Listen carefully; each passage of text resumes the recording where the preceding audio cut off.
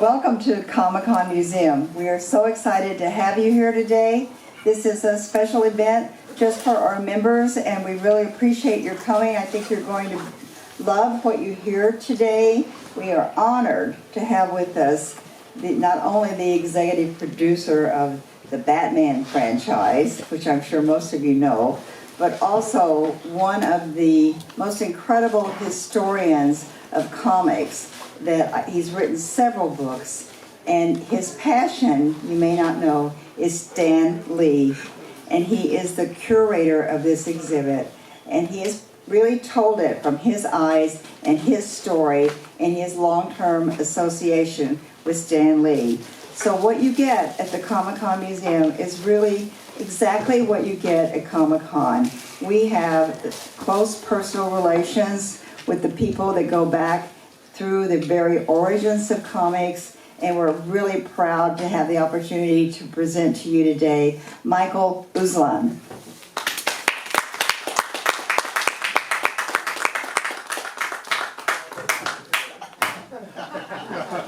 Come on out here.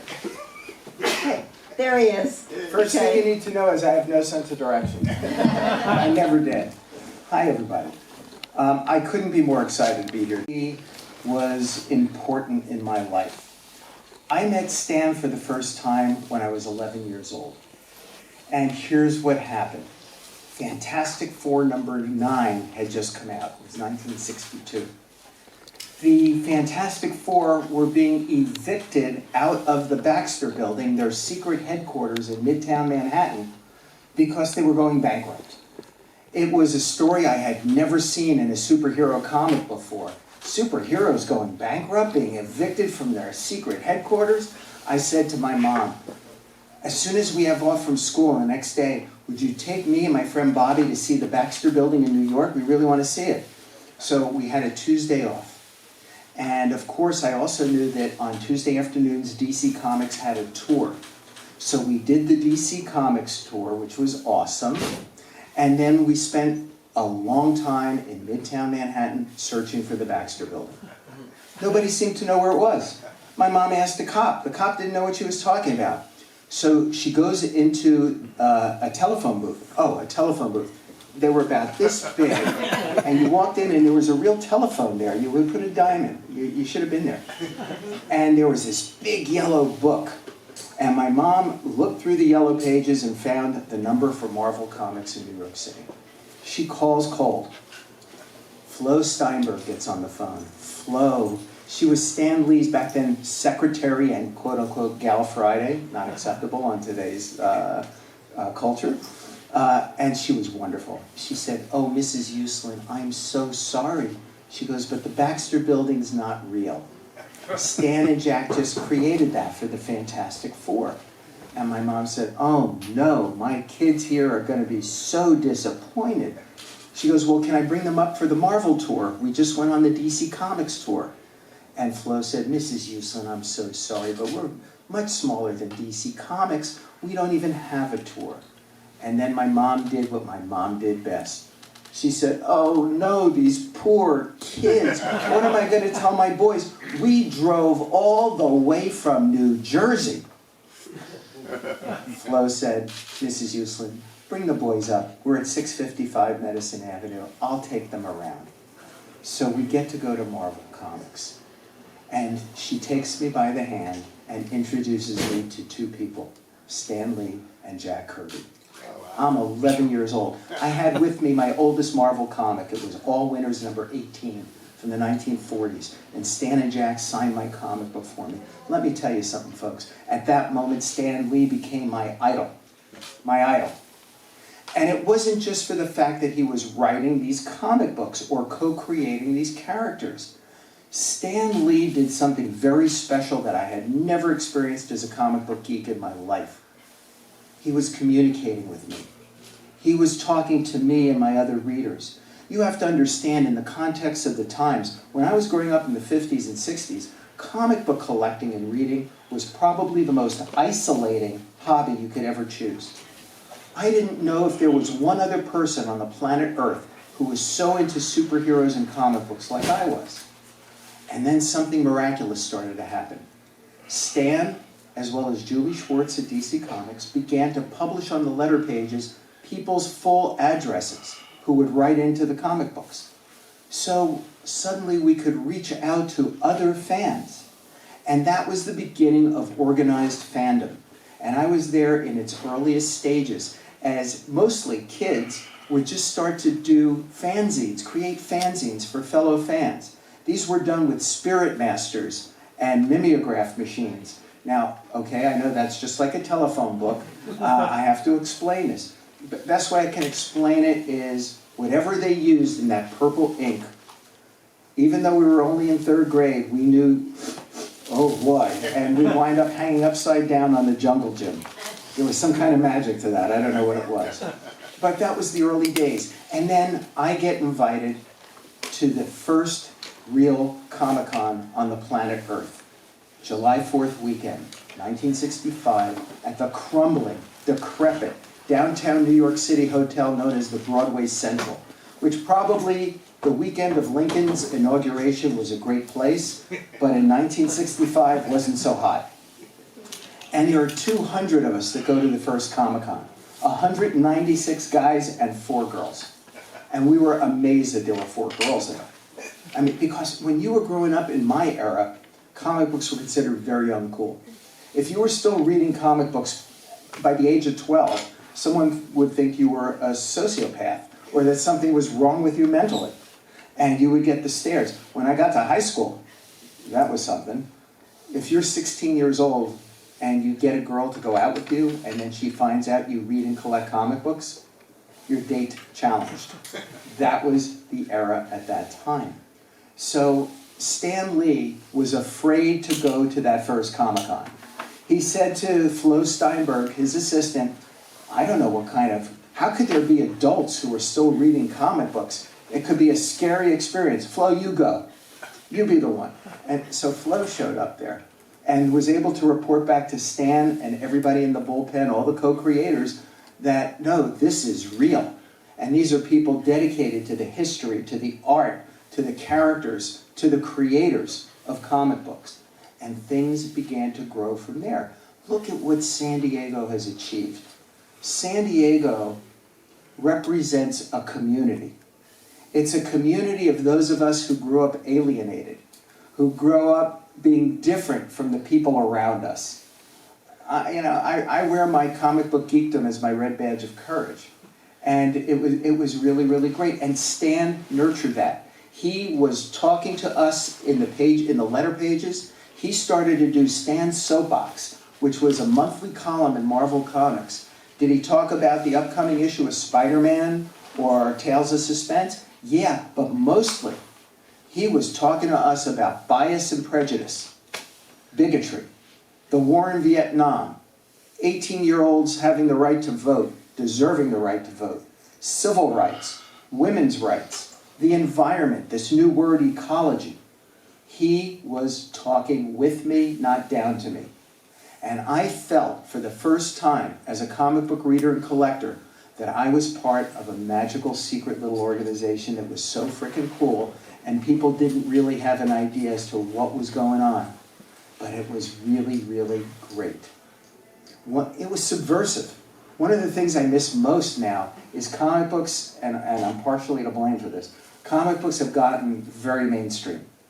And the world's entire culture has changed in its perception of comic books and superheroes and supervillains.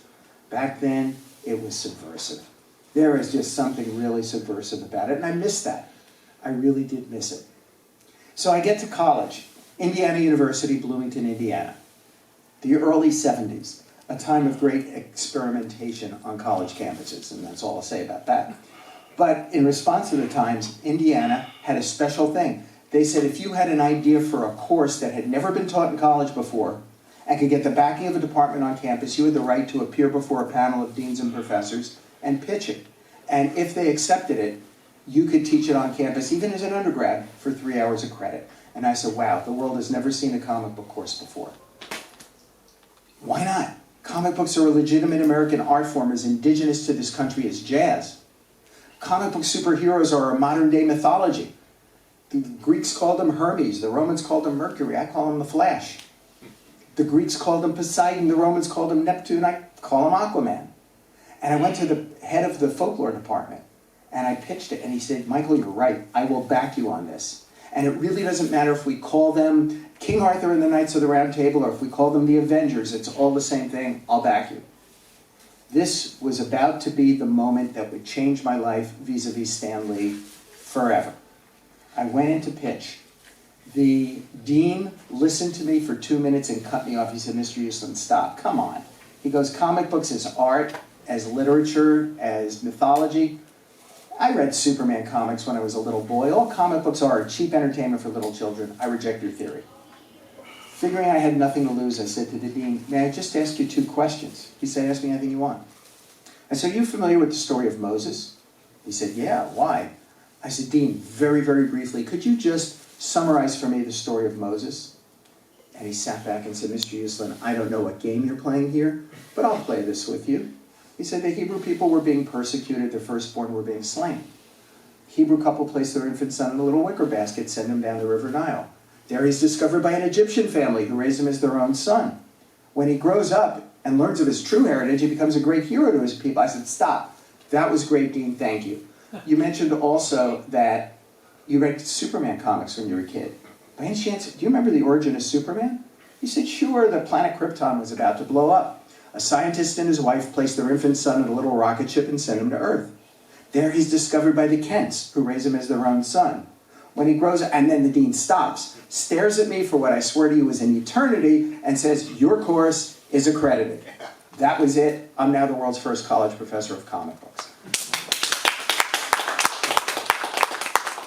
I go back to my apartment. I'm on cloud 9. I call Mommy in New Jersey. I go, Ma, this is what she goes, Michael, that's great, but you know something? If you don't market yourself, if you don't market your creative ideas, nobody will ever know about it. I said, Ma, I'm 19 years old. I'm in Bloomington, Indiana. I have no money. How am I supposed to do that? She said, you're a smart boy. You'll think of something. So figuring I had nothing left to lose, I did something that was life-changing. I picked up a telephone cold and called United Press International, the big news syndicate of the day. A reporter gets on the phone, and I began to scream at the man. I said, what's wrong with you? You're not doing your job. You're supposed to be the watchdogs of our society. This is outrageous. He said, sir, calm down. What are you talking about? What am I talking about? Are you kidding me? I just heard there's a course on comic books being taught at Indiana University. Are you telling me as a taxpayer in this state, they're using my money to teach our children comic books? This has got to be a communist plot to subvert the youth of America. And I slammed down the phone. It took this poor man 3 days to find out if there really was this course and who was teaching it. He shows up at my doorstep with a photographer. They do an article that gets picked up by newspapers, almost every newspaper in North America, a bunch in Europe. My phone never stops ringing. I'm invited on TV talk shows, radio talk shows. 2 weeks later, my phone rings. Hiya, Mike. Hello? Mike, this is Stan Lee calling from Marvel Comics in New York City. I call this my burning bush moment. I was talking to my God. He said, Mike, everywhere I turn, I'm seeing you on TV, reading about you in newspapers. What you're doing is great for the whole comic book industry. How can I help you? That was the day Stan Lee became my mentor. Over the years, we had so many great lunches, in particular, dinners. We talked about everything. And one of my favorite conversations was one day he would look really upset. I go, what is it, Stan? He goes, it's Ant-Man. I go, what's wrong with Ant-Man? He says, nothing. Disney is going to make a $150 million Ant-Man movie. I said, well, why does that seem to be upsetting, Stan? He says, Michael, of all the comic book superheroes I co-created, Ant-Man was the one I could never make a success out of. Jack and I started with the story, The Man in the Anthill. Didn't sell so well, but got a lot of letters, so we thought, well, maybe we have something here. So I brought him back as Ant-Man. Didn't sell. So I said, okay, I'll give him a partner, a female partner. Ant-Man and the Wasp. Didn't sell. So I said, okay, maybe fans don't like heroes who shrink. Maybe they'll like them who grow.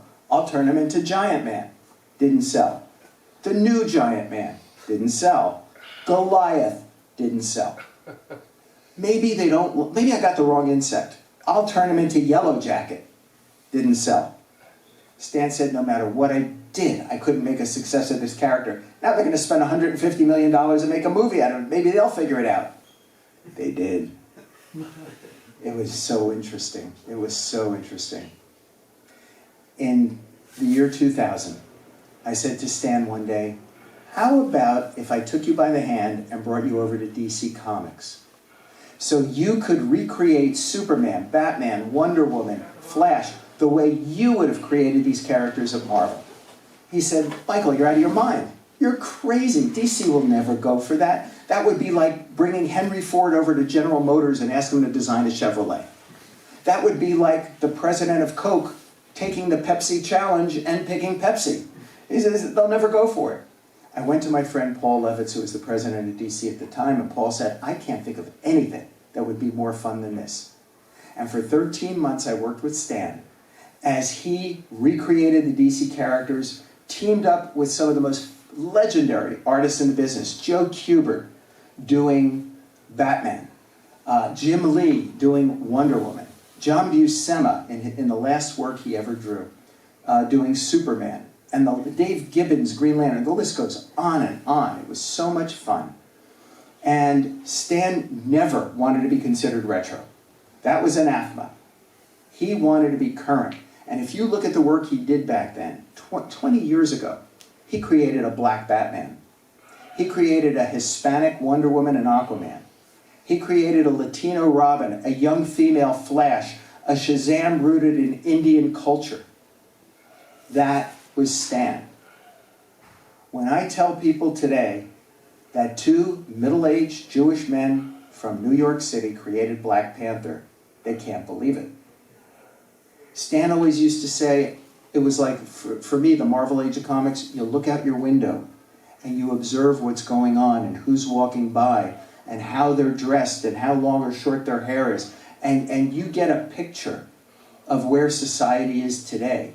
And you continue to be relevant to that society. Even if you have to push yourself out of your comfort zone, you have to continue to be relevant in order to continue. And that's what he always wanted. We had a great opportunity together, holy smokes, it must be about 8 years ago. We were approached by the Smithsonian Institution. They said, Michael, we know you taught the course at Indiana. We would like you to design a comic book course that would be from the Smithsonian Institution, an online course that we could offer for free through edX. And I worked with my son David and with Stan Lee, and the three of us created Rise of the Superheroes. I got to work with Stan Lee, and I would sit with him and draw him out because I knew all of his stories, so he could tell the history from the birth of timely comics in the late 1930s into the 40s, how Joe Simon and Jack Kirby created Captain America and the resistance they ran into, and how the Marvel Age of Comics began, and why Stan was... this got to the essence, the thematic importance of Stan when we started reading Fantastic Four and then Spider-Man, Thor, Iron Man, Avengers, X-Men, Hulk. His themes about science gone mad. Remember, this was during the space race. This was during the height of the Cold War. This was when the people who were reading his comic books were told to duck and cover under their little wooden desks when they see the flashes in the sky, because that would save us all from the 10,000 degree heat that would arrive in 3 minutes. We had air raid drills in school. Think of that. My heroes growing up were the Mercury astronauts, was the youngest president we had since Teddy Roosevelt, John F. Kennedy. We were filled with hope. We were filled with excitement, and Stan wanted to capture it. And he also warned us about the dangers of the military-industrial complex as he did that. These were important themes that simultaneously sparked our sense of wonder, sparked our imaginations, and in my case, increased my vocabulary. Man, all I had to do was read one issue of X-Men and my vocabulary went to the next level. That was what was happening. And folks, In Stan's later years, he was always repeating to me, he said, Michael, these were all co-creations. These were all co-creations. And as you walk through the exhibition here, you will see everybody who worked with Stan are all called deservedly and truly co-creators. There was no Marvel Universe, there was no Marvel Age of Comics without the co-creator Jack Kirby, the co-creator Steve Ditko, Don Heck, John Buscema, Gene Colan, Johnny Romita, Dick Ayers, Wally Wood, Jim Steranko, Marie and John Severin. The list goes on and on and on. And we try very, very much to make sure that everybody is treated inclusively and respectfully in the exhibition, because I know that's what Stan would want. In the end, at the end of the day, my son David and I were two of the producers of Stan's memorial at Grauman's Chinese Theater in Hollywood when he passed. I miss the man. I miss my lunches with him. And I'm going to conclude this telling you my favorite little Stan anecdote. We were working on the DC Comics series. I was in Stan's office in LA, and the artwork came in for the first one. It was all the original John Buscema artwork. John Buscema, by the way, you'll see his original art out there on the cover of Submariner #1. He's famous for Silver Surfer and Conan and so many great, great things. And Stan said, well, look at this fabulous art. Look at John Buscema's version of Superman. Oh my God, this is great, this is great. Wait a minute, oh no. I go, Stan, what's wrong? He didn't do what I told him to do on this page. I go, well, what's wrong with it? He says, Michael, you see the way Superman is flying? I wanted him to come right at the audience with his arms outstretched. He goes, we gotta fix this. He says, take this artwork. He goes to his desk, gets some tape and tissue paper, and puts it over John Buscema's original. He hands me a pen. He says, okay, you're gonna redraw this. I said, Stan, I'm a doodler, I'm not, he goes, you'll do fine, just do what I tell you to do. Make all the panel borders. So I'm now doing the panel borders. He goes, all right, Michael, I used to do this with Jack Kirby and the guys. I'm gonna pose for you, and then you're gonna copy what I do. With that, Stan climbs onto his couch, puts one foot up onto the end table, and he's standing there like that, and he goes like this, knocking his lamp over in the process. He goes, okay, draw this way. I'm coming right at you. I'm sitting there doing this, I'm going, oh my God, I'm frickin' Jack Kirby. Man, that was about the top of the mountain for me as a comic book geek for life. Oh my God, to be in that situation, it was incredible. That's why this exhibit is so important to me. It is just so important to me. I wanted Stan to be proud of this. In my mind's eye, he's walking through this and he's saying the following. Amazing, fantastic, incredible, uncanny, Excelsior. And that is my life with Stan. And that's what you'll find in our exhibition. Do we have time for some questions? Does anybody have questions? Yeah. 1,000 questions. Okay. My understanding is DC and Marvel were all about to go bankrupt until they figured out they have this treasure chest that became movies. Is that consistent with what your understanding was? No. Okay. That's not correct. Okay. As you may or may not know, when I was a kid in my 20s, I raised money privately. I went to Saul Harrison, the president of DC Comics, and I bought the rights to Batman to make into what I saw as dark and serious movies. That was a reaction to a cold night I had in January 1966. As a diehard fanboy, the Batman TV show was premiering. I'm watching it, I'm so excited. Oh, the Batmobile looks cool. That opening animation, it looks like Bob Kane, Jerry Robinson artwork. It's in color. Oh, they're spending a lot of money on the sets. 20 minutes in, it hits me. Oh my God, this is a comedy. They're making a joke at a Batman. The whole world is laughing at Batman, and that killed me. And that night, in my basement den, I made a vow. Like Bruce Wayne once made a vow. Except he made his vow over the slaughtered bodies of his parents in the street. My parents were safe in the kitchen upstairs. And I said, somehow, someday, I am going to show the world the true Batman created by Bill Finger and Bob Kane in 1939, the creature of the night stalking deeply disturbed villains in the shadows. And that began my quest. So when I went to buy the rights to Batman, they had Superman come out. But the powers that be at Warner and DC, they believed that Superman was the one and only comic book character in their entire vault that had value, that could do that. Batman had his shot on TV, Wonder Woman had her shot on TV, and this was it. So they were fine. The comic book industry has had its ups and downs over the years, but you got to remember in the 70s, graphic novels were now taking hold. And that would help us lead to the path of more and more sophisticated graphic storytelling. So by 1986, the watershed year, when Watchmen came out, Dark Knight Returns came out, everything would begin to change and grow in new and different directions. So they were still healthy enough on the comic book side with whatever merchandising they were doing at the time. But the sea change was, as Stan admitted to me, he said, Michael, there never would have been a Marvel Cinematic Universe if not for the 1989 Batman movie. And there's a reason for that, folks. And the reason was the genius of Tim Burton. It was Tim Burton who had what I always call the big idea. What was the big idea? It was the idea that would change Hollywood forever, that would change the world culture's perception of comic books forever.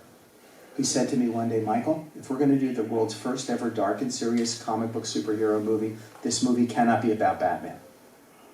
That was the most apoplectic moment I ever had in my life, until he explained it to me. He said, this movie must be about Bruce Wayne. We have to show the world who don't read comic books that this is a man driven, obsessed to the point of being psychotic, that audiences will go, oh yeah, that's a guy, Michael Keaton, that's a guy who would put on a batsuit and go out and fight crime. And the corollary to his big idea was from the opening frames, Gotham City had to be the third most important character in the whole movie. Because if audiences didn't suspend that disbelief and believe in Gotham City, they would never buy the guy who dressed up as a bat fighting a guy who looks like the Joker. And he was right. So think about it right now. We all have gone to see and love the Iron Man movies. But in fact, shouldn't they really be called Tony Stark?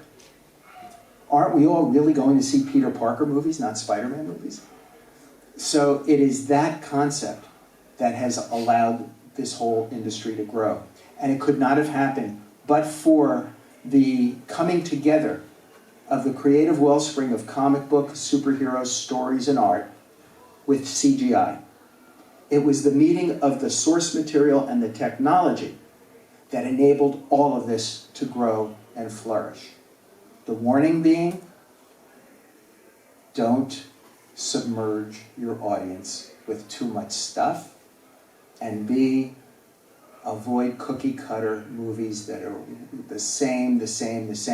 Push the envelope, push it. It's what Stan always talked about. Be current, don't be retro. Push, get out of your comfort zone. And thus we've had, over on the Marvel side, Guardians of the Galaxy, Deadpool. On our side, we've had Joker, the Dark Knight trilogy, the Lego movie. It's all about that, and it all reflects what made Stan tick. That's a long answer to a short question. Great answer. I loved it. Thank you. Yes. I just want to thank you. The insights you shared about the beginnings, which we probably knew, but we didn't know, gave me a completely new perspective, appreciation for the world of comics, and especially the importance of the Comic-Con Museum. So thank you for making the time to come and speak to us, because it's been invaluable. So thank you. Thank you so much for that.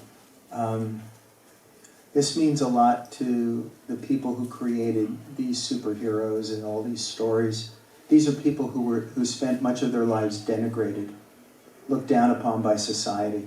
In the 1950s, you probably know, there's part of our exhibit out there that talks about it.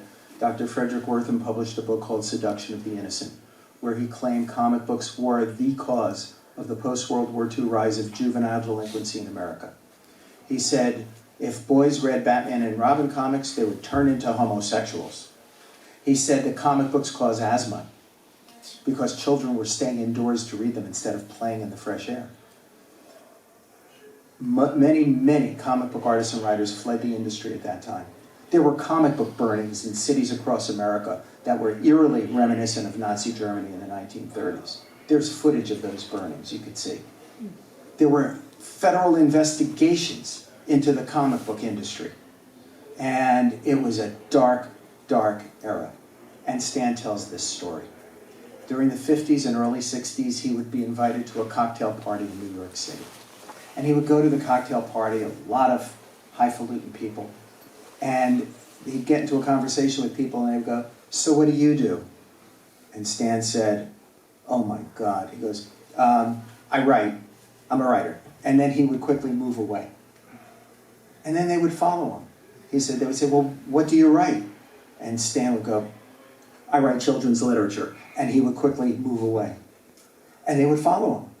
And they said, "Well, what kind of children's literature do you write?" And he said, "I write comic books." And they would walk away. Wow. So the importance of this exhibition is that this is my chance, personally, to honor those people who were so denigrated, almost all of whom are gone now. But their kids are around. Their grandkids are around. And the world needs to acknowledge that comic books are this legitimate American art form, that comic book superheroes are our modern-day mythology, with tales of hope and redemption, the brave tales of brave warriors fighting the demons and dragons of their day. And it's really important for the memory and the respect and the integrity of these creators that we take every opportunity to bring it to the attention on a world stage. So I thank you very, very much for that. Rita, are we out of time? Or? Yeah. One more. One more question. I'll go back to, okay. You and I will, Yeah. I'll answer your other 999 questions. Yeah. You mentioned that the people reading the comics and actually going to watch the television series or the movies were really involved in the characters. Not the superhero. Yes, we all love the superhero, but has Hollywood realized yet that we want to know more about Bruce Wayne? We want to know more about Tony Stark? Because it seems like it's bleeding through, and if they don't realize that they're doing it, do you think that's why these movies have really been a success? Because the audience is invested in the characters behind the superheroes. They absolutely are. And there is no question about that. If you look at the Batman franchise, you've got Robert Pattinson, who is playing a very young Bruce Wayne, just kind of starting out, still tripping over his own feet, still trying to define himself and his mission. You've got Ben Affleck playing Bruce Wayne at age 45 when he's done with it and is being pulled back in, frustrated and angry. And that's daringly different. You have the Michael Keaton interpretation and then the Christian Bale interpretation of a young man with post-traumatic stress syndrome. And you can believe in this world we all live in today, which is no longer a black and white world of good and evil. This is a gray world of order versus chaos. That this could be a real young man today on some sort of lost horizon journey of self-discovery. And it does come back to the human element. And to me, it's the main reason Batman will work forever, because he is human. He has no superpowers. His humanity, to me, is his greatest superpower. Some people may say, well, wait a minute, he's got another superpower, he's rich. But yes, it's all about the people behind the masks and the people underneath the capes. And that's exactly right. If you lose sight of that and you start concentrating only on capes and vehicles and costume changes and accessories, then the Happy Meals and the toys are the tail wagging the dog. So you have to keep your focus on filmmakers who understand this, who have a vision, a love for, a passion for, a knowledge of these characters, and who you believe have the ability to execute that vision. If you keep going with people who are passionate and knowledgeable, you're not going to miss. Rita, thank you. Thanks, everybody.